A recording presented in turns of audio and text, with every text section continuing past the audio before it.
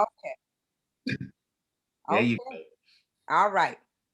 So once again, welcome, Senator. Well, good morning. Coffee Talk, We're being recorded, video and audio. video and audio, and Well, this will show on Facebook as well as on YouTube.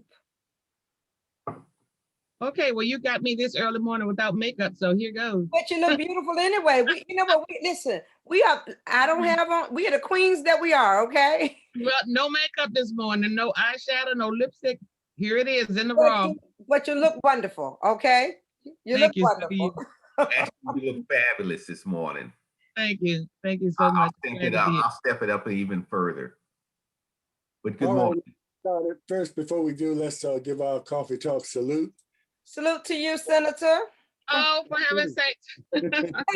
All right, then Thank with you. us, Senator, the Honorable Senator Louise Lucas, who is IC Norfolk grad, Norfolk State grad, one of the first African-American women to serve on the Portsmouth City Council, and along with numerous other things, and everybody knows her history. She's been around for a while, and she's now President Pro Temp in the Virginia General Assembly, which means she is, when the lady in charge, not available to preside over the Senate. Am I correct? That is correct. When the lieutenant governor is away on business or for any other personal pressing issues, then I automatically step in as the, believe it or not, I am then the lieutenant governor. Amen. Amen. Yes, and that's from years of service, and I think you're like number what 3 in the General Assembly now. I have a number 3 license plate, but I'm actually tied for second place. There's only one person who's been there longer than Janet Howell, Tommy Norman, and myself, all of whom came in the class of 1992. So there are 3 of us in the class of 92, but when we did the draw the straw, Janet Howell got the short straw and I got the next straw and Tommy Norman got the next. So I'm actually tied for second place. Okay. Oh, okay. Well, congratulations. So what does that actually mean? I mean, what does that actually mean as far as being a member of the General Assembly? Well, in terms of, well, you know, what a lot of people don't know when they're always talking about career politicians, you have to have staying power to be able to stay in the General Assembly long enough to acquire the longevity, not only just that, but the seniority to be able to get placed on some of the more senior committees. And the way I got to be President Pro Tem is because I'd either waited until enough people got defeated or waited until or outlived a lot of people. And so as a President Pro Tem, the President Pro Tem is usually one of the more senior members of the delegation. And that is if you are in the majority as the Democrat, then the Democratic senior most member becomes the President Pro Tem, and likewise on the Republican side. So I've just managed to stay long enough to be there longer than a lot of folks who came in when I did, because my class had a class of 15 and now we're down to 3. Okay. So we have a lot to talk about. So let's get started with a lot went on this session, and this was considered a short session because it's the odd number. You know, the even number is like 60 days, the odd is 30, but you also had a special session, which extended out to like 45 days. That's so exactly right. A lot of things went on. What we want to do, because I was looking over it last night and I saw these bills and all that. Wow, how you Wow. with that? But what bills probably were passed that were probably significant to the city of Portsmouth? Well, you know, James, I can't actually start with the 2021 session without taking just a look back to some of the bills that we introduced in the special session, which was last fall. And that is because our major focus has been on criminal justice reform, as you all know, with all of the abuses and killings of Black and brown people all across the nation, not just in the Commonwealth of Virginia. We thought it time for Virginia to step up our position in terms of how we deal with criminal justice and also with the reforms. In particular, I introduced the bill that would prohibit the pretext of the odor of marijuana as a pretext for the police officers to stop someone. Yes. Now, granted, you cannot drive and smoke marijuana. No more than you can drive and drink. You know, drinking, of course, comes under the ABC laws, but of course, marijuana will come under the new authority that's going to be set up, and that's the CCA. The ABC handles controls the alcohol beverage issues. But if we're talking about marijuana, we're talking about CCA, and that's the Cannabis Control Authority. That's going to be the authority that's going to be set up this summer that will govern the use and, of course, the penalties and all that's associated with marijuana. And the reason why I said I couldn't start with just this year, taking a look back to last year, because there were a lot of bills that we got passed last year leading up to the successes that we had in the 2021 session. Another such bill was the bill that was introduced that would give the Attorney General the authority to go into any police department that has any patterns and practices of discrimination against its citizens, and to be able to conduct an investigation. Good. And even further, that bill was introduced. I introduced that bill, and it was solely out of the situation that occurred with the firing of Police Chief Tanya Chapman. Right. Because I thought that there was a lot of discrimination that went on with that particular firing. And so I wrote a letter to the U.S. Justice Department to try to get some resolve to that issue. Well, of no surprise to myself or anybody else, we did not get a response back from the Trump administration through the Justice Department. And so because I didn't, after gone about a year and a half, I decided that I would introduce a bill that would give us in the Commonwealth the same kinds of authority that we have at the federal level to be able to do investigations when there was allegations of wrongdoing, because both Chief Chapman and myself both alleged discrimination in that case, and nothing was done about it. So now the bill has come into has been passed. It has gone into law, but the funding that was set up, the attorneys required to conduct those investigations begins on July 1st. And so I know that the Attorney General is in Windsor now, working on that situation where the young officer, and I'm talking military officer, was abused by the local law enforcement there in Windsor. And so once they're done with that case, then there's no question in my mind that the Attorney General's next stop is going to be in Portsmouth. And the reason why they didn't come to Portsmouth first is because they don't have enough attorneys hired at this point to be able to conduct the kind of investigation that's required. And I think maybe on the one coming. But they are coming. Good. Absolutely, Good. they are coming. Good. Absolutely. Portsmouth Police Department will have an investigation of allegations of discrimination, and based on not just the allegations by former Chief of Police Tanya Chapman, but also by myself and several law enforcement officers in the Portsmouth Police Department. So as I indicated earlier, it's difficult to launch into what happened in 2021 without taking that brief look back to 2020, because that's where we started our progressive move towards criminal justice reform. And I gotta tell you, if you don't think elections matter and elections have consequences, but for us being in the majority, these bills that we've gotten passed over the last 2 and 3 years have been bills that we have been working on for the last 20 and 30 years for those of us who've been there that long. For example, it took me over 20 years to get the casino bill passed. Right. Because the composition of people that needed to be in place to get that bill passed wasn't there. Mm-hmm. I could never have gotten that a pretext to marijuana bill passed had we been in a Republican-controlled administration. Mm-hmm. If we'd had them, and just like I said, some of these criminal justice reform bills we have been working on for decades, but we're able to move those forward now because we have the majority. Which leads up to, why is this upcoming election so very important? Very important. It's important because we have got to maintain control of the House in order for us to get our bills out of the Senate and get them through the House of Delegates. You all know that. Mm-hmm. It's all about counting the votes and counting the numbers. And so we've got to maintain that majority in the House of Delegates. And unfortunately, a huge number of members of the House of Delegates are running for other seats, for the Attorney General, for Lieutenant Governor, and for Governor. God forbid, I hope that the people who are running to replace them are successful, because we cannot afford to have those numbers reduced any further than they already are, because we have some members of our Democratic delegation who don't always act like Democrats. And we got one in our own local delegation here in the Hampton Roads area. A lot more time than not votes with the Republicans. Oh, and so you know. one or two votes. I mean, just to say, well, in the Senate, we have 21 Democrats, 19 Republicans.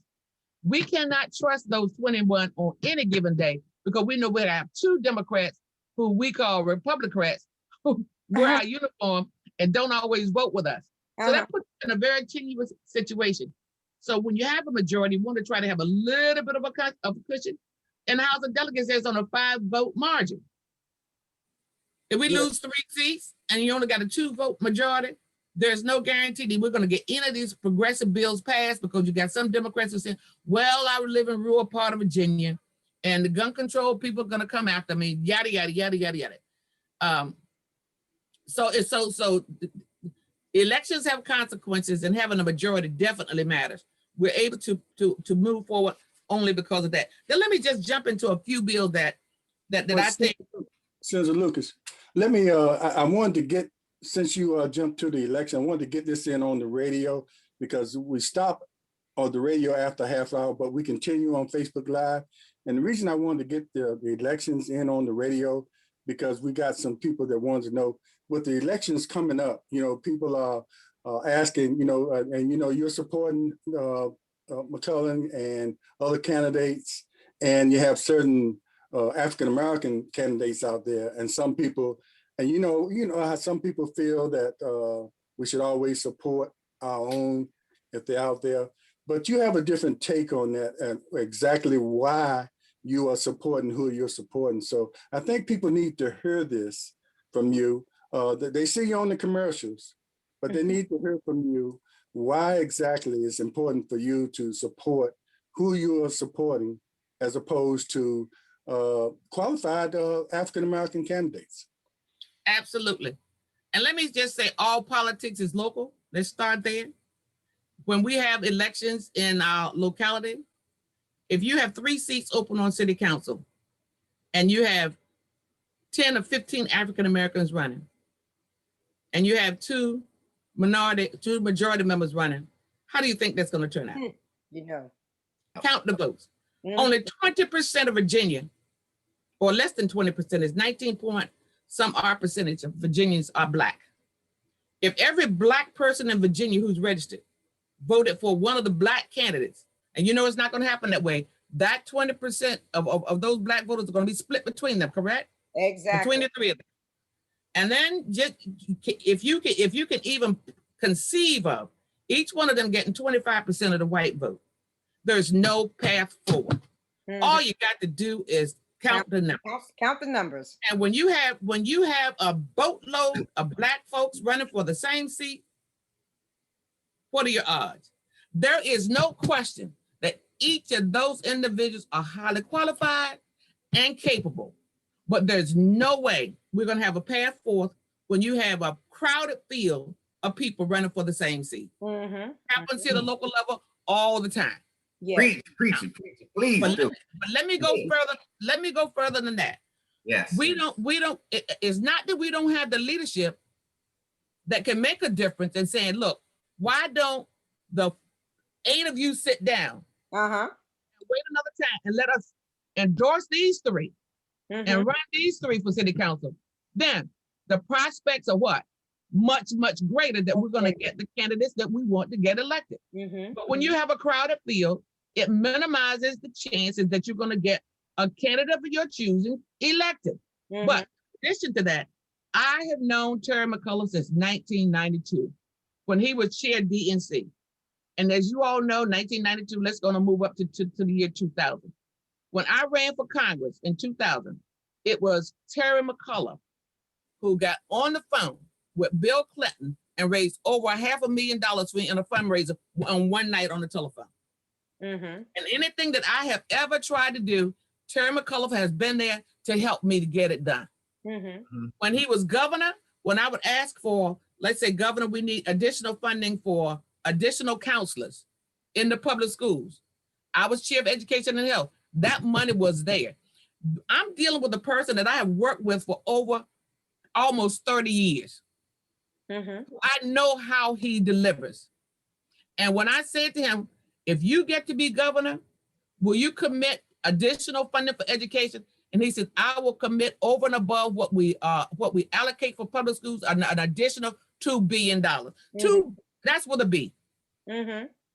And of course, as you all know, he has a list of people from all across, not just the Commonwealth and not just the United States, but worldwide. He has connections that I know a lot of folks who are running don't have. Exactly. He has a personal relationship with Joe Biden. Mm-hmm. If there's anything he needs from the White House, he's going to be able to pick up a phone and not call one of his staffers, but he's going to call directly to Joe Biden and say, look, this is what I need for Virginia, because they have that relationship. When Terry McAuliffe was chair of the DNC, Joe Biden was in the Senate. That's right. That's right. When Terry McAuliffe was governor, we had Barack Obama in the seat. They have very, very close ties.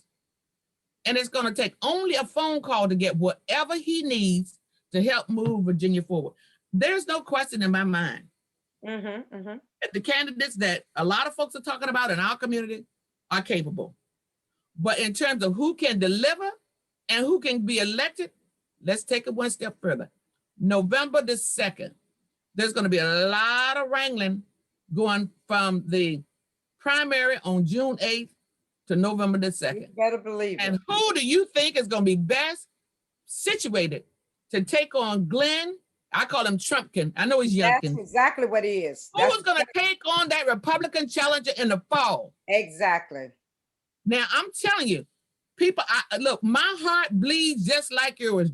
I am just as civil rights to the bone as anybody on this broadcast this morning and anybody in your listening audience. But I'm also a realist. And I want to be able to sit at that table once we get the next governor elected and say, this is what I need for Portsmouth. This is what I need for the rural part of my district. This is what I need for education. This is what I need for mental health. This is what I need for economic development. Because when Terry McAuliffe was governor last time, how do you think we kept getting those tolls off of 164? We were going to get a toll on 164. You all know that, right? Exactly, exactly. You need to be in a position where you can sit at the table and ask for what you need for your community. And I'm telling you, I love each of the candidates that's running. But you're a realist. So it's all about not losing ground, because, and I wanted you to say that so you could, because we're hearing different sides of this situation, and it's all about not losing ground and being able to, like you said, have a seat at the table. And it's no disrespect, I don't think, for the other candidates running. It's Absolutely just not. But just like I always tell people, we get suggestions and advice from our career politicians and career people in the communities, but you also have to take a good look at for yourself to see what's going on. And don't go for all the craziness. Just look at the facts and then make up your mind about who you think, what position we'll be in, as far as what candidate you support. So I just wanted you to explain that before on the radio, and then we could talk more about it on the other side as well with some other issues we're talking about. But I just wanted to get that on the radio for those listeners there, because some people don't carry over to the Facebook Live part of it. Okay, I understand. And look, I am unapologetically Democratic at heart. And I want to keep that majority so that we can continue to move forward with our progressive agenda. Yes, yes. And all we've got to do is slip one or two notches. God forbid if a Youngkins were to come up and defeat one of the other candidates running, like that's to say, if they were to get the nomination, the Democratic nomination in the first place. And then here we sit in a body where you have a slim number and a Republican governor who's going to veto every progressive bill that we get. Every progressive bill that comes across his desk, he's going to veto it. That is, if we can even get it out of our chamber. Exactly. If we can get it, just like I said, we got 2 Democrats who are not always with us. That puts us at a 19 disadvantage almost on any given day. So the first thing is to try to get it out of our chamber with the people who are not always with us 100%. Now, for those individuals who are running for statewide office, are there good candidates in line to run for their positions? Well, let's in two of those situations, if you can believe this, 2 of the candidates are running for both seats at the same time, which means that they're hedging their bets. Okay, all right. So 2 are running at the same time. Running as fundraising for a seat in the House of Delegates and fundraising for the Attorney General. Wow. And Jennifer McClellan, my sorrow, who I love dearly, she didn't have to run for the Senate because her seat's not up, but she's running for governor. She's a very smart, capable woman, young woman. But she's going to keep her, no matter what happens, she's going to keep her seat. Keep her seat. Good. Okay. But in the case of Jennifer Care Floyd, she relinquished her seat. Yeah. But we have a good candidate that's in the seat who served since January, Candy King. And we're raising a boat. We raised about $25,000 for her on the phone last night. Okay. And we're trying to hold on to her seat because you got the Clean Virginia group with the Michael Bills group who's trying to defeat her, and we're trying our best to keep her in that seat. She's also one of my sorors. Okay. She's a Delta. So you got Jennifer McClellan, who's a Delta. Candy King, who's a Delta. I love these women. They're my sisters. But politically, I've been elected since 1984, 2 terms on the city council, and I've been in the Senate. I got elected in the Senate in 1991, took my oath of office in 1992. Over that number of years, I have been able to watch the ebb and flow, the highs and lows of politics. And I'm telling you, I would say for the last 15 years, I have not missed calling an election. Wow. Okay. Before we go further, I think we're approaching the hour where we will have to leave the radio, but we will continue on Facebook Live. So Senator Lucas, stay with us, and because we have a lot more to talk about. And so I don't know, Colonel, if you wanted to do your spiel before we. Yes. Just like Senator Lucas says, we got to pay some bills and raise some money ourselves. Yes. Understand that. So if you're out there and you'd like to support this program, or would like us to expand this program, you can send a donation or look at a sponsorship and send it to Portsmouth Coffee Talk at P.O. Box 7664, Portsmouth, Virginia 23707. And if you want to give us a shout out, Slim will give us our email address to tell us how we're doing. The email address is Portsmouth Coffee Talk at yahoo.com. Portsmouth Coffee Talk at yahoo.com. Please give us, email us and let us know how you feel, and host suggestions and all that kind of good stuff. And we have thick skin, so if you come at us any kind of way, we looking for that constructive criticism as well. So it'll make us a better show. But anyway, James, Senator Lucas, since I've been on with James and the Colonel, I've learned, how do you do it? You have to have tough skin because everybody has an opinion about everything that you say and everything. Exactly. Well, one of the things that I have come to appreciate over the years is that nobody's going to like you every day, no matter what you do. Amen. No matter what you do. I have stopped trying to satisfy everybody. Thank you. And what I do is I vote on issues that impact the plight and the progress of the people that I was elected to represent. And as long as I'm doing that, let me say, I must be doing something correctly, because next year I will be in the Senate of Virginia 30 years. You don't keep going back and people don't like what you're doing. And listen, and not only will you be doing 30 years, but that's quite an area that you have to serve. You go all the way up to Emporia and back here to Portsmouth. That's quite a district there. My district, when I first ran for this district in 1991, the district went from Portsmouth to Halifax County and South Boston. Mm-hmm. And the folks in Martinville and Danville had never had a minority representative, so they claimed me as well. It would take me as long to get from my driveway and drive to the end of my district down in South Boston, Halifax County, as it would take me to drive to the White House from Portsmouth. Wow. That's how long the district was. But now the district goes from Portsmouth down to Lawrenceville and Brunswick County. Right. And that's down Route 58. Down 460, the district goes all the way to Surrey, Virginia. So I represent all a part of Portsmouth, Chesapeake, Suffolk, Franklin, Southampton County, Isle of Wight County, Greensville County. And I think I did say Lawrenceville, right? Yes, Lawrenceville.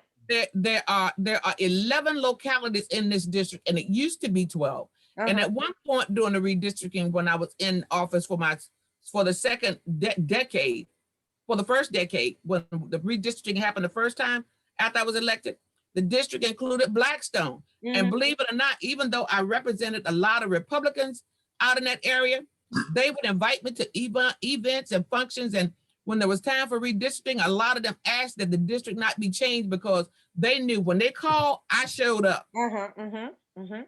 And so when you don't see me in Portsmouth, if my constituents call me and they're in Surrey, Virginia, I show up.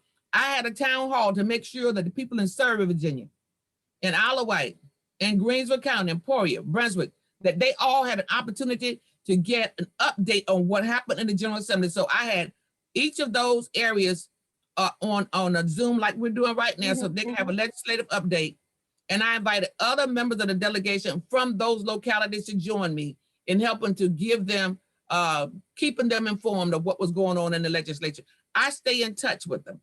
Yes, you do. When they call me, I show up. You do. You do. When they ask me to do something for them in the legislature, I do that. And not just that, it represented 11 localities where a lot of delegates and senators have one school board, one city council, one police department, one sheriff department. I have 11 of everything. And so I have to kind of just parcel out how I'm going to do donations to different events and organizations. Exactly. High school, junior high school, social events. I have to support all of those, and I do my best to spread myself around over those 11 localities that I represent in 18 senatorial districts. Wow. It's very close to being a Senate, very close to being a congressional district inside. What do you think is going to happen with the lines with redistricting? Well, we don't have the data yet back that would help us to do that. So there's the lines will not be drawn for, of course, this election coming up, but will be too soon.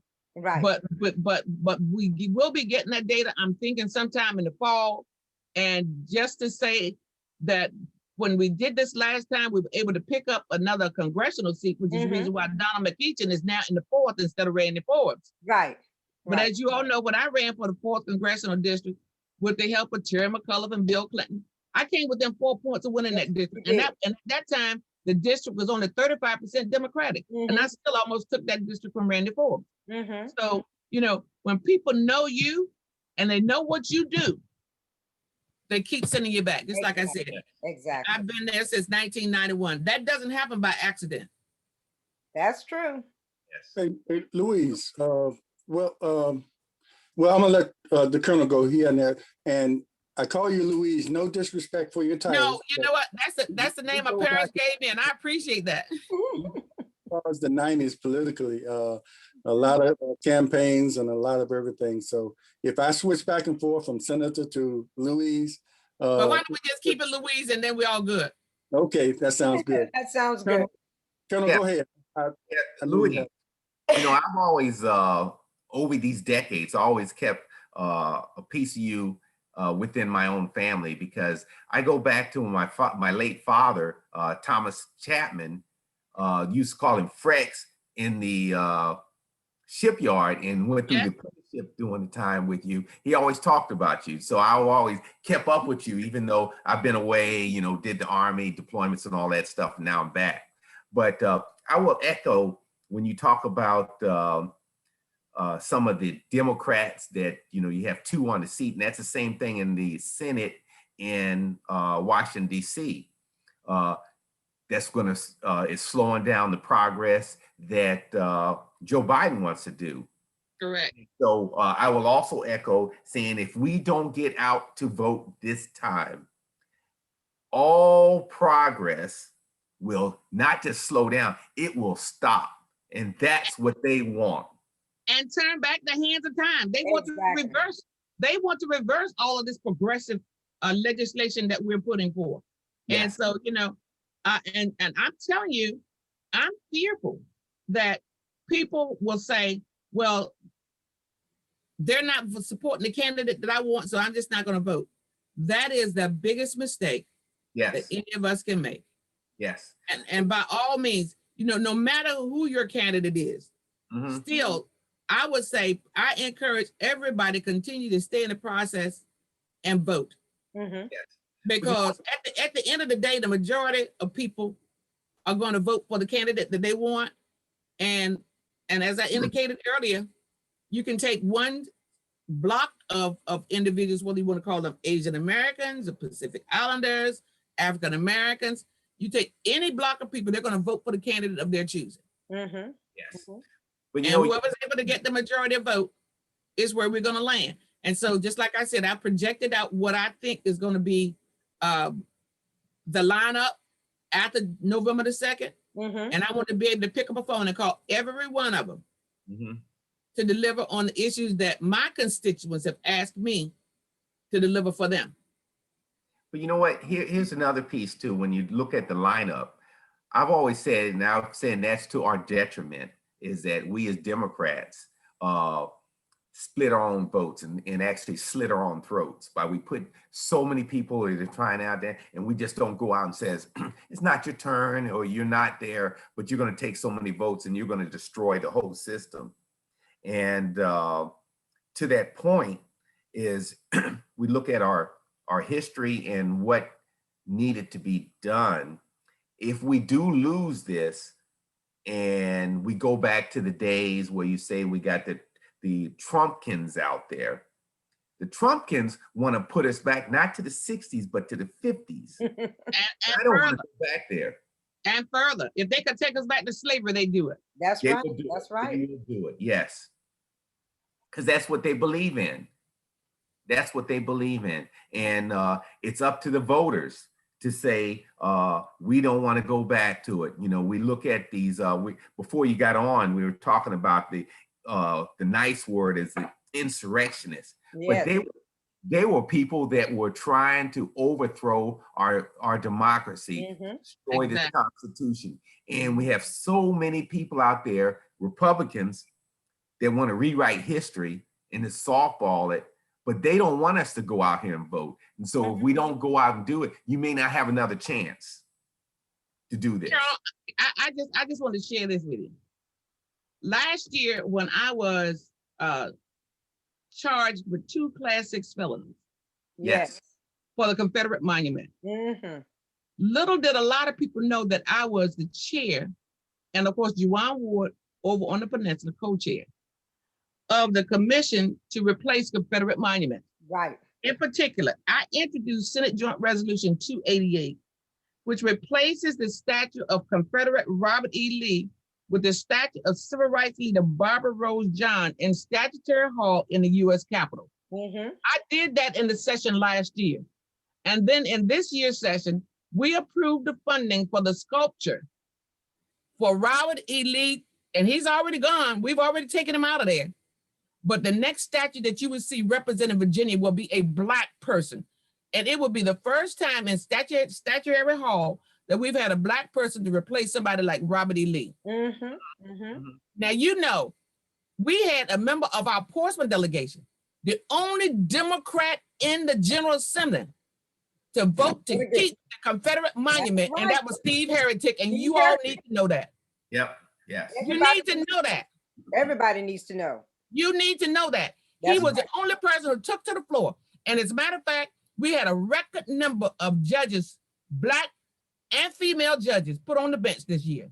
It was Steve Heretic who took a copy of what happened at the Confederate Monument, and I'm talking about when the statue was being torn down, and gave it to the Democrats and Republicans, and then gave them a clip where I was standing out there with the person that I was going to nominate for the bench and said, you don't want this person. This is who she's nominating, and I'm opposed to it. And Steve Heretic had the minority leader, Republican, to pull her name.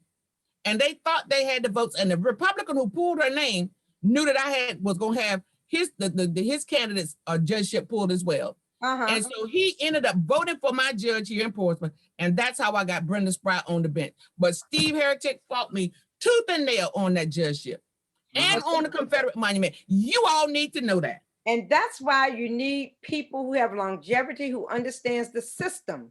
Because if you did not have someone there who understood the system, then they could have very well pulled the candidate's name. But you knew how to play the game in order to know that you could pull his candidate. So therefore we get our person in place. Yes, and see, and the way I was able to do that, because Don Scott is in the House of Delegates. That's right. I got him to pull that candidate's name off the list in the House. Because we'd already taken it off. You gotta have to know how the system works. Exactly. Yeah. Well, you know what? It also goes back to when we talk about race, just because you have skin pigment doesn't mean you're Black. Amen. And I'll even go to the national level when some people call it, and better known as Uncle Tim, as the only African-American Republican senator who has never done for the South Carolina, has never done anything, but they prod him out there and bring him out there and as a show pony. Every Black issue comes out like they have. If I have to say that America is not racist, yes. Somebody need to take that brother to the woodshed and give him a good old-fashioned whipping. I know. I have to call it like a Carolina. Yes. Let me mention some of the your committee assignments, Louise. Commerce and Labor, Education and Health, which you are the chair, Finance and Appropriations, Judiciary and Rules. And these are very important committees, and you only get those committees through longevity. So absolutely. Everybody's assigned committees, but those committees I just named are very important committees, especially that judiciary. You talk about Trump being able to appoint all those judges during his tenure. Having someone on that judiciary committee means judges are appointed through that committee throughout. That's exactly right. And I'll tell you what, and even though I'm older than they are, I think I am, I cannot retire until after I replenish the bench in Portsmouth. Because over the next 3-4 years, Judge Morrison, Judge Ken Melvin, Judge Joy Crow will be retiring. Yes. And I do not want to leave that to chance. Right. Well, And also Judge Diane Griffin. Yes. Because the 4 of them will age out. Right. Over the next 3 to 4 years. Yes. And I want to be in a position where I nominate their successor, because I want the bench to look like the composition of the locality. Exactly. We need more women on the bench. That's right. And I don't want Judge Morrison or Judge Melvin. I want those seats to stay the same hue that they are right now. Yes. Exactly. Louise, let me, it's important for the state delegates or state legislators to have a good relationship with the local, our local leaders. But there are certain things, but, people, wonder why the state delegates don't get involved with certain things, and you've been on the local level, certain things, sometimes you have to leave to the localities. There are certain things that state mandates localities to do, but a lot of times they want you all to step in on some issues that it's best that you don't, and explain, because now you stepped in on the monument because that was something kind of personal, and explain to the people why sometimes you can't always step into the local politics, being a state delegate. It's not always good politics to do that. Explain why, and when's the best time to do that? It's not always good politics, but you gotta got to also remember that once we take off that hat that calls us a state delegate or senator, I'm also a citizen that pays taxes in the city. Amen. And so I get involved at the same level that other citizens get involved with issues. But in terms of trying to tell a city council member or dictate to them how they should vote on any particular issue, if you all have noticed, I don't do that. I do not do that one. When they ask me to carry legislation for them, if it makes sense, I carry it. If it doesn't make sense, I don't. Because my job is to make sure that I introduce legislation that's going to be in the best interest of all of the citizens who live in this city. Louise, there was a question asked about Dominion Power, Dominion Energy raising prices. Could you share some information with the citizens who have concerns about them raising prices? And also, well, you know, also they have the concern that we not go in the direction of Texas when the conditions under which those individuals found themselves in recently. And you know what? And I think you've already answered the question, because you get what you pay for. In Texas, they did not want regulation, and look what they got. And even though we may have some, and whatever increases that they're going to be, they're not that significant. They're very nominal in the total scheme of things. For us not to be in a predicament where one day, one winter, we wake up and half the population is freezing to death, have no access to water. I mean, you get what you pay for, plain and simple. I used to go to the grocery store and I used to buy this big tub of Neapolitan ice cream. And I thought that was great until one day I got a gallon or half a gallon of some real ice cream. It wasn't just ice milk or flavored whatever. I mean, you're going to get what you pay for. You pay cheap, you get cheap. And so for me, and for people who don't want to, Leah, you remember when I felt like there was no tomorrow to try to get a 1 cent tax increase here in the city of Portsmouth. James, you remember. Right. Almost 20 years ago. And we had some of the same people who eventually got elected to city council who opposed it, along with Janet Joanna. Had we approved that 1 penny sales tax 20 years ago, we wouldn't have a toll right now. Exactly. But people are so short-sighted. And, we're going to listen to African-American woman tell us that we need to increase our sales tax by 1 cent. Well, if you had, you wouldn't have these tolls now. Yes. Well, 25 years ago, when I started introducing legislation for this casino, why do we need a casino? Now we got a ring of casinos around us. We got like a ring of fire. And people are leaving Portsmouth on buses.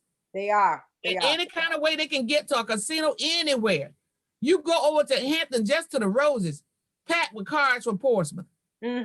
Because people are going to seek out their form of entertainment. And this is going to be a game changer for Portsmouth. And let me say this before I forget it. For all of those scallywags out there who are calling it Louise Lucas's casino, tell them to take those words out of their mouth. I introduced that bill because of what I know it would do for the city. But according to the regulations and the law, no elected official can be involved with the casino as an owner, as an investor, in any way, shape, form, or fashion. So for all those folks out there who talk about Louise's casino, it is Portsmouth's casino, not Louise's casino. I don't stand to gain 1 copper penny from construction of this casino. I'm glad you clarified that, because that is surely moving about the community. And it's important for them to know that you have no ownership in it all. So Louise is going to have her family to run the hotels. Louise is going to have her family to run the casinos. So they need to know that you cannot gain anything as a result of this casino coming to Portsmouth. Absolutely not. Not me, not any member of my family, not an immediate daughter, not my grandchildren. That you can only go but so far down the line where anybody could even invest. But of course, the casino already has the people who are going to be invested in the first place. But all of what I've done for 20 some years trying to get a casino in Portsmouth was so that we could increase our revenue base, so that we can decrease our tax base, our real estate base. That was so that I can help the city of Portsmouth. That's all I have worked for. Mhm. I don't have not one bit of ownership or nor will I have any leadership role in this casino. So all the folks who telling that lie, they need to stop it. Well, I'm so glad you said that. I am so glad that. Well, you know what? I'll go back to harken back when you talked about the 1 cent. And I remember the discussions on the 1 cent tax. And then so it also harkens back to the Republican plan for infrastructure, where we'll have tolls on everything. You talked about 164. So yes, that's the major discussion on how to pay for infrastructure is to put tolls up. And it actually is the tax on the middle class and those who cannot afford it. So And mostly on the people who live in the locality. in the locality, yes. So if we say open that door up and said did a 2 cents gas tax, and which hadn't been updated for a couple generations now. Generations, you're correct. Yes, a couple generations. We could actually pay for a lot of another toll. I mean, we could actually earmark. Is it possible to earmark money to pay for or prepay that bad contract the old Republican governor gave, that no bid contract to build this tunnel down here? Well, I tell you what, if there's a way to figure that out, let me tell you something. Terry McCullough will find it. Yes. And let me just say this to you. We can't go back and reverse that contract. The only thing that can happen would be able to buy it out. Yes, Okay. prepay it and buy it out. Exactly. Now, how we will come about doing that, I don't have the answer for you. If I did, I'd tell you. But what I can say to you is that any funds that were to be generated to offset those tolls could be put into a transportation lockbox. Yes. And that way those funds will be allocated specifically for that purpose. And all I can say is that I've been around the legislature long enough that, you know, I've got friends even on the Republican side who would say, well, I can't participate in helping you in this way, but I can participate in helping you this way. And we could conceivably find a way, because at the end of the day, it's all how much you're able to get done. And that's based on how much you're able to negotiate with some of your colleagues. Yes. And Senator, and speaking of that, we can see now that in Washington, they don't have any ideas about the art of compromise. None. But it seems as though you all have had a chance to practice the art of compromise at the Virginia General Assembly. Speak a little bit about the art of compromise and how you have to be able to work with the other side in order to negotiate to get to where, and you may not get all that you want, but you know you're going to get some of what you want. Absolutely. And well, I can tell you, you know how close that vote was on appealing the death penalty. Can you believe? But it's only because you're able to get maybe 2 or 3 people to listen, to come to your sense of reasoning, that you're able to get things done. Now, I tell you, there have been times when I have voted with the Republicans on issues that are important for them because they voted for an issue that was important to me. Right. And sometimes, you know, I've had to bite my tongue until blood ran down my throat. But, you know, once you give your word, you keep it. And if you can't, then you need to go back and explain why. Exactly. And that's one of the things that we've always been able to do. One, and I've got 2 or 3 Republicans that I work well with. And of course, the senator from Roanoke, Senator Steve Newman, is one of those people. He used to be my seatmate. We were seatmates for 12 years. And so we developed a friendship. And so he was saying, Louise, I know this is going to be a tough vote for you, but if you can help me out with this one, I can help you out with that one. That's going to be a tough vote for me. It had gotten to the point, Leah, where if I had to get up and leave my seat, go to the ladies' room, whatever, and rather than see me miss a vote, when Steve knew that he was going to vote Republican, he knew I could not vote that way. If I didn't get back to my seat in time, he would vote me the way he knew I needed to vote. Okay, all right. Now, see, that's working together as a team. And if he had to leave for any reason, go get a cup of coffee, whatever, he'll say, look, these 3 votes are coming up, and you know, I know how you feel about them, but I can't vote for him, so you got to vote me no. And if he was gone, I'd vote him no. Now, there's a question here on Facebook, asking, how do you think the casino in Norfolk Harborside would affect the Portsmouth Casino? That's from Sinise Johnson. Okay, and I'm not surprised that it's coming from Sinise Johnson, but I think I've answered this question several times. There was a feasibility study done by JLARC, the Joint Legislative Audit and Review Commission. And they had already concluded that both casinos could be successful. It wasn't something that we chose. This was done after a feasibility study was done, and that JLARC produced that information that said that both casinos would coexist, because if you will find in areas like, and of course, we're not going to have a proliferation of casinos in Virginia. We're only going to have 5. You go to New Jersey, you have how many on the boardwalk? Can anybody count them? Yeah, it's a lot of them there. Okay, the JLARC study indicated that both casinos could be successful, and it's only to the extent that, and I'm gonna tell you something, I'm heartbroken that the vote for the casino was put off. Yeah. But I've not called one member of city council to request them to do a thing. I wouldn't dare do that. It's up to them now. Right. I got the bill passed, the referendum passed. The voters have spoken. 68% of people in Portsmouth said we want this casino. I would be heartbroken if I've worked all these years to get a casino bill passed and Portsmouth not be the first one out of the ground. And I would like for my legacy to at least be, I got the casino bill passed. It's not my casino, it's Portsmouth Casino. But by God, we could be the first out of the ground. That's history making. That's also a game changer. Right.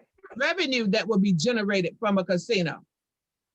And I'm looking especially at seeing my real estate tax be decreased. Yes, definitely so. And my personal property taxes, yes. Who doesn't want to see that? And James, you served on the equalization board as the chairman. You know how many times I came to you asking you to reduce that? Just talking about that before you came on. Yeah, I'm still doing it. We're having our last meeting today. But anyway, I wanted to ask you about the gun control legislation that went through this year, because you have some people running for delegate seats that's using that as like the thing, they're trying to take your guns away from you. But the gun control, and was that one of your sponsored bills, or you were co-sponsoring? Yes, it was. And we are not trying to take away their guns. What we're trying to do is make sure the guns are not in the hands of people who kill other people. Because if you have, look, you need anybody who objects to a criminal, who objects to a background check, something wrong with them. They got something to hide. Who would not want to see a background check? And who would not want to see saying it's okay for a background check? A lot of them right, exactly. Exactly. And as you all know, when Doug Wilder was governor, he introduced a bill that said we will only have 1 gun per month. When the Republicans got to be in the majority, what they do? They rolled that clock back. So we had to introduce a 1 gun a month bill again and get it passed. What in the name of God would anybody want to do with buying more than 1 gun a month? What's your plan? What's the plan? That's right. What's the purpose? To close the gun show loophole, to make sure people don't just go in and buy a boatload of guns without being able to have some kind of documentation indicating where they got these weapons from. No, I am a gun control advocate, not to take away people's rights to bear arms. That's not what we're trying to do. So you tell them to take that lie out of their mouth also.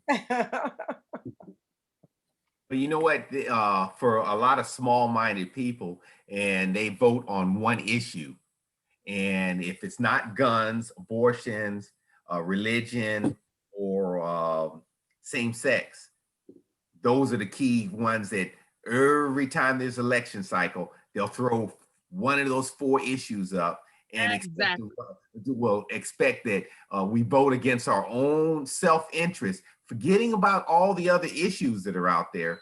But I only run on that one because that was a key thing to like issue somebody in the side. Nobody's going to take your gun away. Yes. Exactly. You just want to have the rights that that everybody has in the Constitution to own a gun, but you just don't want the crazies out there or the terrorists out there. Well, look, almost everybody in my family has a Glock.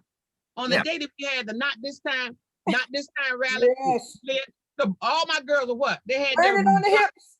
had their Glocks on their hip. Yes, I mean, they did. we come from a family of gun owners. Uh-huh. But I'm not gonna go out and buy a gun every month. I Uh-huh. mean, but if I wanted to, I could buy a gun every month. Who would want more than that? Yes. Or the assault weapons. Or the assault weapon. But you know what?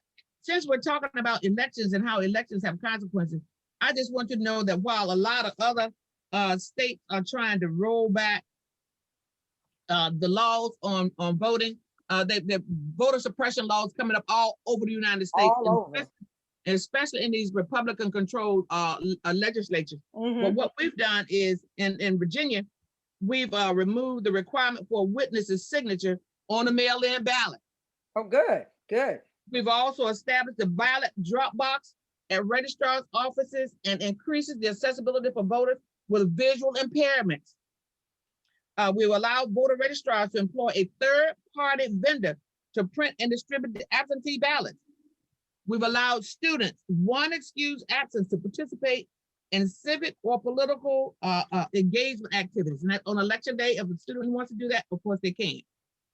We're providing guidance for the preservation of order and policing at locations. So you don't have these renegade folks coming up, acting like they're trying to police what's going on at the polls and trying to intimidate people. We're gonna make sure that none of that kind of stuff happens.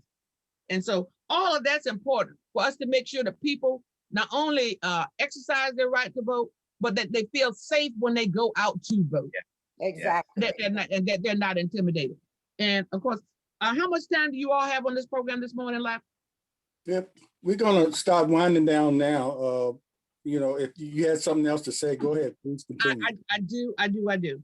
Because like last year, I thought that maybe the most significant bill that I introduced, of course, was my criminal justice reform bills, because the patterns and practices bill is going to be significant for us in that localities all across the Commonwealth will be able to call on the AG to make sure that their police departments are investigated if there are any practices or patterns of discrimination against people. And of course, then my casino bill. So now I got the criminal justice, I got casino, and this year finally I got my marijuana bill passed. All right. And what does the citizen need to know in reference to the laws governing that bill? Okay, first of all, on July 1, 2021, adults 21 years of age and older will be allowed to possess up to an ounce of marijuana for personal use. Now, adults 21 and over will also be allowed to grow up to 4 plants per household, not per person, per household. But if you got 10 people in the house, all 10 of y'all can't have 4 plants.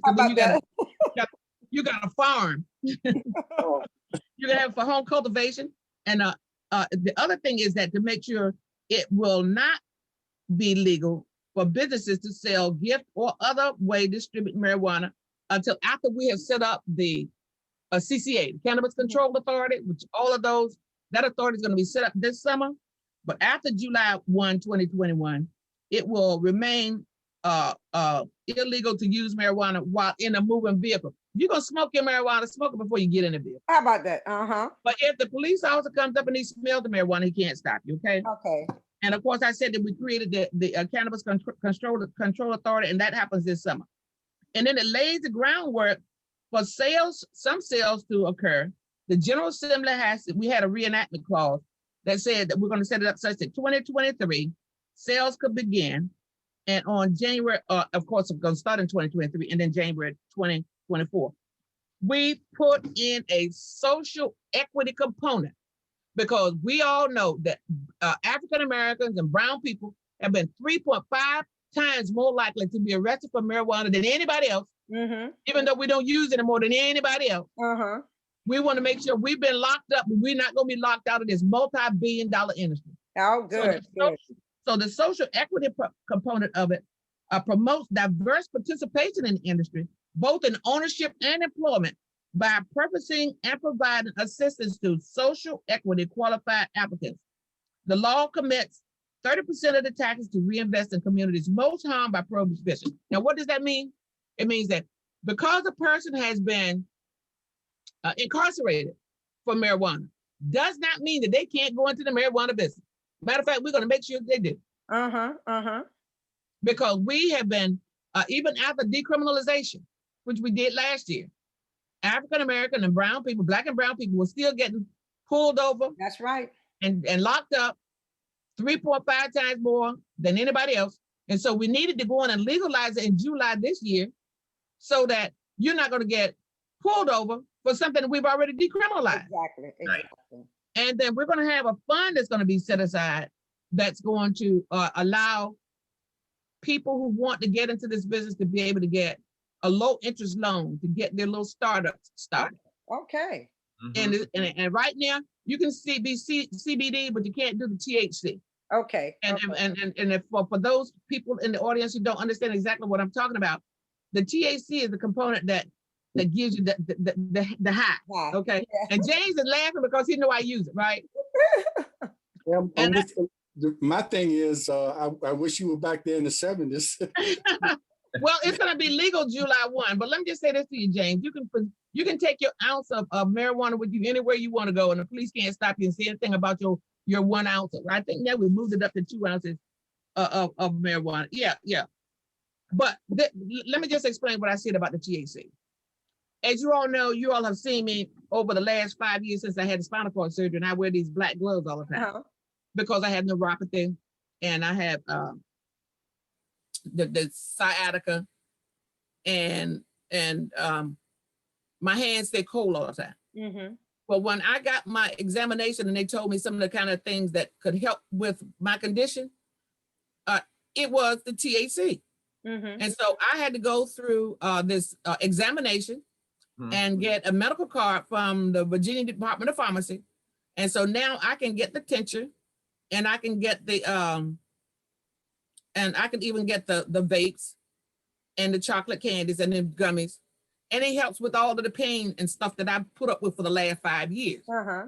Well, you all know that we've been using the cannabinoids and the cannabis, the oils for people with epilepsy, and it Right. helps with all kinds of medical conditions.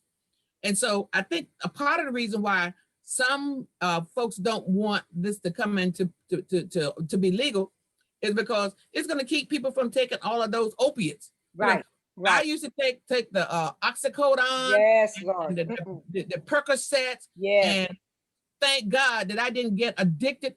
But people have died from those That's drugs. right. That's Yeah. right.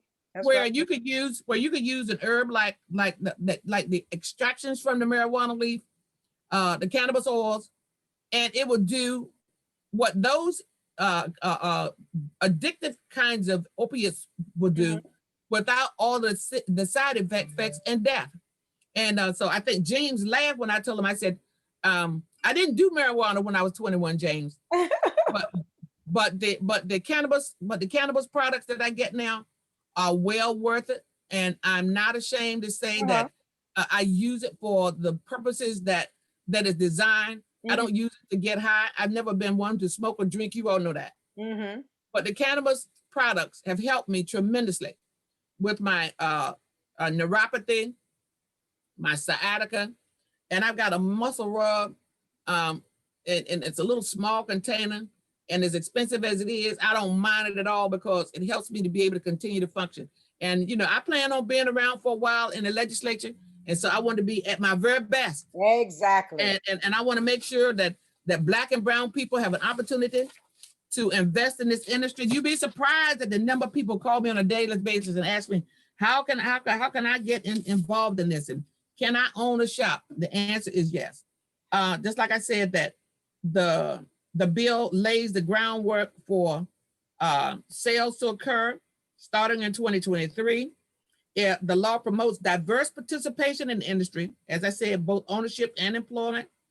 And the law creates a process for the budget to include funding to begin the process of sealing marijuana-related records. What that means is that once we get that part of it back into place, people who have gone to court and been adjudicated for marijuana, they will be able to go back to court. We're going to pay for that. So if they got charged, and let's say they got charged 5 years and 2 of it was for the marijuana, if they've already served the 3 years and the only thing that's left is 2 years for marijuana, they got to let them go. Wow, that's good. That's good. Let me ask you a quick question before we go on, before James before it's time for us to go, how does one get appointed to the CCA authority? There are 3 boards. I'm glad you asked that question. There are 3 boards and commissions, and Leah, and we're going to talk offline because I know I'm going to see you because I know you're going to, Leah's going to stop by my office and get a donation. You know that, don't you, Jane? That's right. I'm coming by to see you. I knew she was going to do that. So when you come by, what I can do is show you these 3 different boards that will be set up as a result of this marijuana bill. Uh-huh. And one of them is called a Cannabis Public Health Advisory Board. And of course, that board is a 21-person Cannabis Public Health Advisory Council. And then there's going to be the General Assembly appointments. And of course, those are going to be 4 members that are appointed from the General Assembly by the Rules Commission. And there's going to be a Cannabis Equity Reinvestment Board. And that's going to be a 20-person board. So there's going to be opportunities for people to serve on these boards. Good. As we get started with implementing these laws. And we want to make sure that just like in the bill where we had social equity, we're going to make sure that the same thing happens with this bill. And finally, we're going to need more judges. You know that, right? Yes, indeed. So when we go back to the legislature in August to deal with the budget, we're also dealing with the appointment of 7 new juries on the Court of Appeals. Okay. And one of the things that I want to make sure happens is out of those 7 that there's social equity involved in that as well. I want to make sure that at least half of those jurors, well, how do you divide 7? Not equally, but at least 3 of those should be for African American and women. Good. Excellent. I say if the 4 is going to be white, Caucasian and women, do your thing with those. But let us be able to have, at least on this Court of Appeal, some diversity in the way that we make these appointments, and not just have all white males appointed to these boards, to the Board of Appeals. Okay, that's good. And you all know that I nominated Kim Melvin early on last year, and of course, when all of these people get into place, Kim Melvin will be one of those people who will be serving. Oh, wonderful. Excellent. Excellent. That's good. That's good to know. No, Ken's gonna be serving on a jerk. I'm sorry. Ken's gonna be serving on a jerk. When we set up the Court of Appeals, that's gonna be a different set of judges. That's gonna be 7. But on the jerk, that's gonna be where Kim Melvin is gonna be serving, on the jerk. Okay, good. That's good. You know, Ken holds a special place in my heart because he took me to the General Assembly with him when he was in Richmond, so as his legislative assistant. Well, you know, when I first nominated for jerk, he said, there are a lot of other young, smart jurors out there. That's Ken. I said, Ken, I called you and I need you to take this job. He thought about it for a couple of days. And he called me back. He's the only person who called me by my first, middle, and last name. Lily Louise. Lily Louise. Lily Louise Boone. When he wants to make a point, he called me by, he includes my first name as well. Yes. Lily Lou. Yes. Look, Louise, I want to say this because one time I tried to put together something, and I'm glad you mentioned something that you all are doing something in August, because a lot of people they just think that 60-day or 30-day period is the only time that you all are working in the General Assembly. And you all's work is done year round. You just don't go to the General Assembly. And let me tell you, James, and I tell you what, be careful what you pray for, because you might get it. Look, there was a time when I wanted to be in the leadership, and so in being in the senior leadership, I'm in Richmond all the time. Either I'm on some kind of virtual meeting, Zoom, Blue Jean, you name it. There's some kind of Cisco virtual meeting that I have to be involved with. But yes, when we go back in August, and you need to know this, everybody needs to know this, we go back for 2 purposes. One is to deal with the $6 billion that's coming into the Commonwealth. That's right. From the American Recovery Act. It's coming from the federal government. And we're going to decide how, and especially those of us on finance and appropriation, and especially the appropriators, how we're going to spend that money. We're only going to deal with that funding issue, with the budgetary part of it, and appointing these 7 people to the Court of Appeals. Those are supposed to be the only two issues that we put on the table when we go back in August.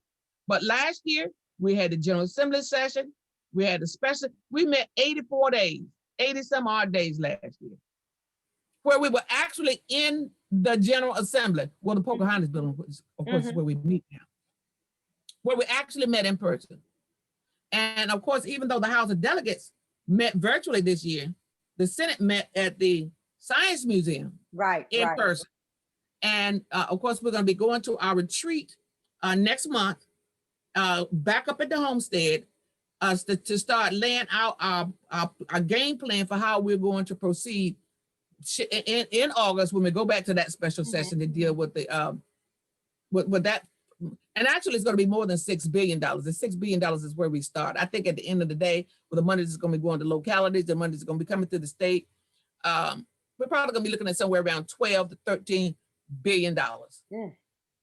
And I'm just so glad that I've lived long enough and I survived long enough to be in that room when that pie gets sliced. And make sure we get our piece of the pie. Absolutely. And I don't know I can't tell you exactly what Portsmouth's portion is right now, but it's up in the millions. Okay. But you know what? Here's a good point though. That $12 billion is coming to the state of Virginia.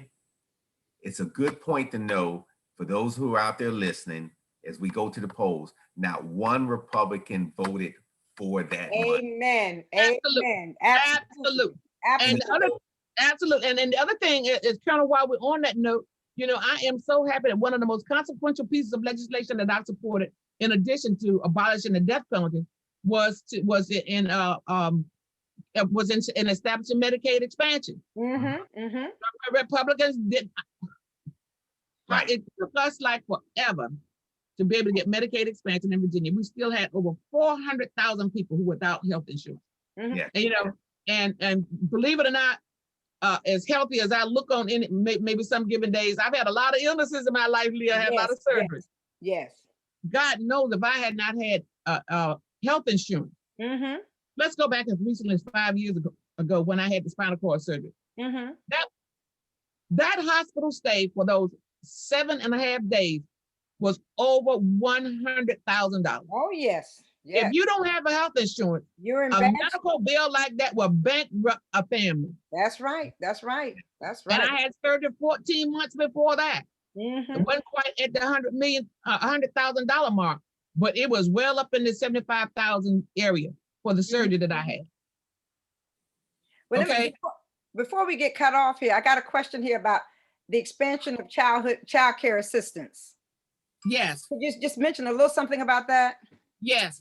I went up to Northern Virginia, as you probably saw on Facebook, where we that bill was introduced by the Speaker of the House, but was supported by all of us. So you know, you claim the bill. If you signed on to the bill, you voted for the bill. It's your bill. That's right. Okay. And what that does, it gives families, working families, an opportunity to have their children in early childhood education at little to zero cost to that parent. And the day that I was there was this beautiful African-American woman. And she was well along and looked like Liz, she was ready to deliver that same day. She had twin daughters who were there at that daycare center. I mean, very well structured educationally, I mean, academically, and in terms of all of the amenities that you would like to see in a center like that. This program is going to make sure that those families don't have to worry about whether or not they could go to work today because they don't have somebody to take care of their child. Not only their child going to be able to be in this daycare center, but they're going to be educated. This structure, these kids are beginning to learn at 1 and 2 years old. That's when it begins. Yes. And so, I mean, and we did a lot of things along the lines of education. And let's even, before we get off, let's even mention that at Norfolk State University, we restore fundings that have been unallocated. At Virginia State, we restore funds that have been unallocated. And we also started a new program, a public health professions career, a program between Norfolk State and Old Dominion University. We set up the funding to get that program started because with COVID and with the long-term illnesses that people are going to be suffering from the COVID, we're going to need a whole lot more healthcare professionals than we have right now. So we're going to create that program right here in Hampton Roads between Norfolk State University and Old Dominion University to start this healthcare professionals program. And so, Wonderful. I mean, we've done a lot. Yes. It was a banner year. It was a banner year, but we got a lot more. I mean, it can be even better after we go back to the legislature in August and deal with these recovery funds, Mhm. American Recovery Fund, Right. and use those funds as best we can to help make sure that people who were impacted by COVID, a lot of the people on the front line, to make sure that they are going to be adequately Yes. compensated. Yes. And so there's so many things that we can do with that money, and being on the budget committee and being one of the people who serves as on the appropriations and also as a conferee, I am in a pretty good position to make sure that people who were adversely affected in our area are going to be able to turn that corner and recover from this pandemic without any, how can I say, we already been adversely impacted, but That's without right. any further long-term disadvantage to families. Exactly. Yes. And you know, James, I'm just say this one thing. We didn't highlight anyone today because we knew that we needed all this time with you, Senator. And there's so many more questions to go. We're going to definitely have to have you back on because there's so much information, so much misinformation out Yes. there that we need to enlighten the public as to what's really taking place. And I just thank you so very much. I thank you. Well, Yeah, I and- appreciate the opportunity to be here. And of course, I know James tried to get me on a couple of times when we were in the General Assembly. And for some reason, from where I was, a connection, we made through part of it. But, we got different phone. Yeah, but we Right. will continue, and we definitely will have you back after August.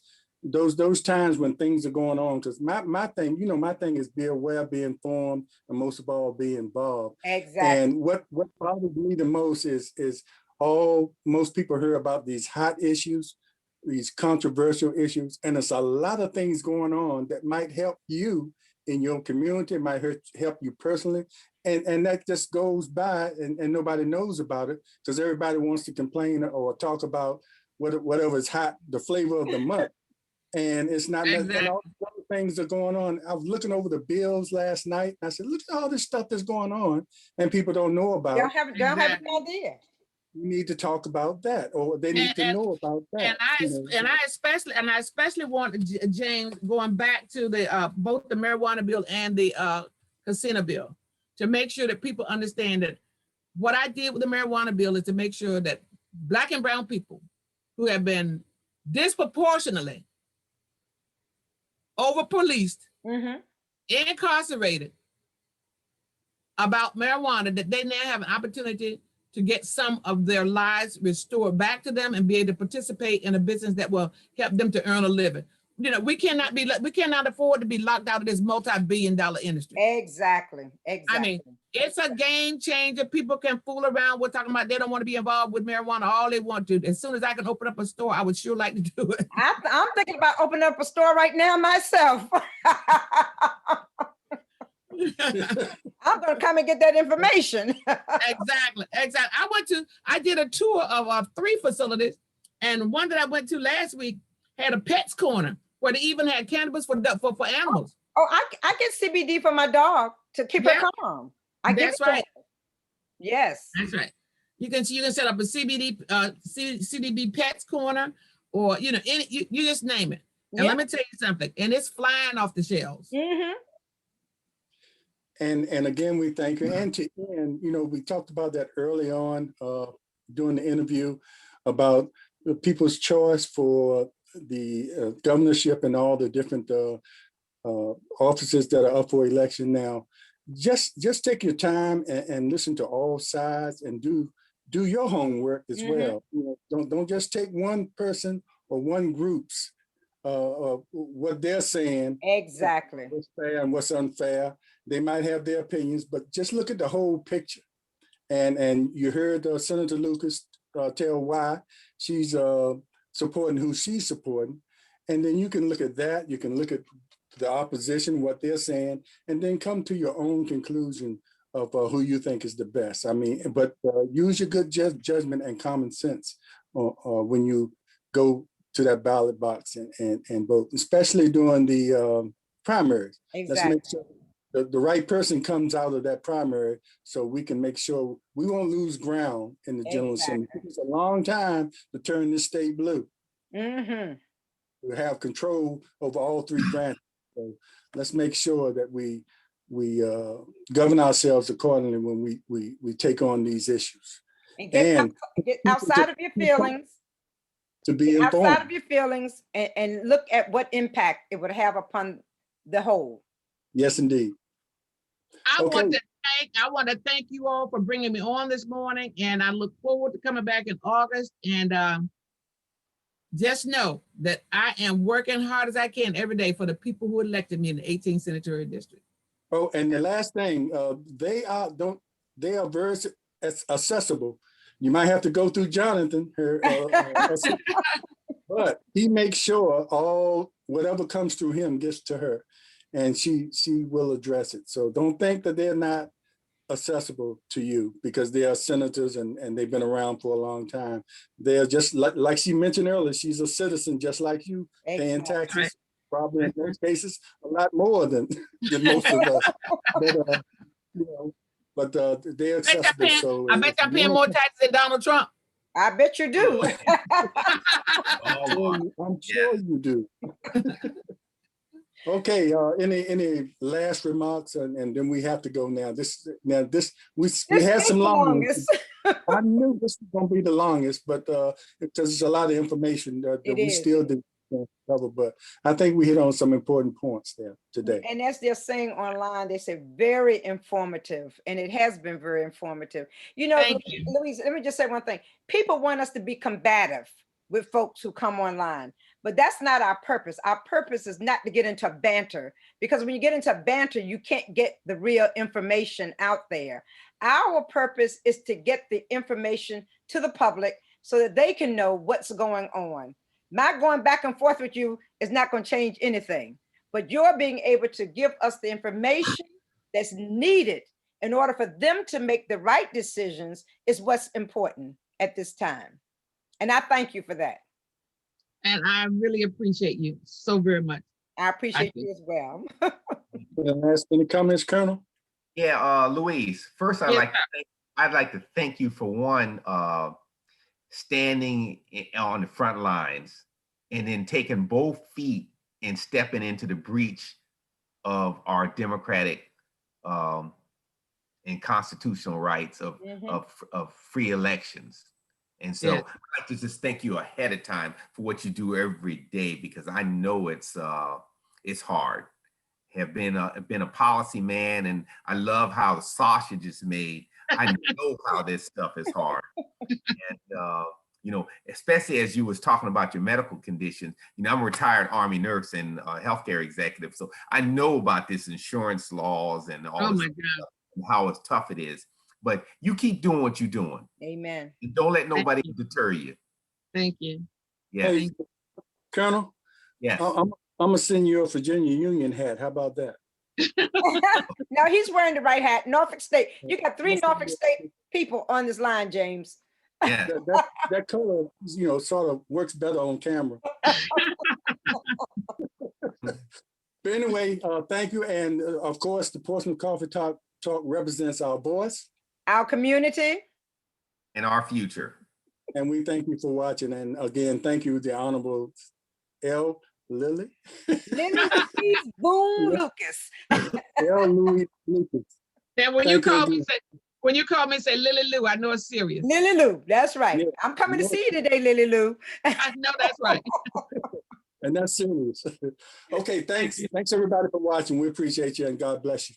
Thank you. God bless. God bless everyone. Thank you, Senator. You're so welcome. My pleasure.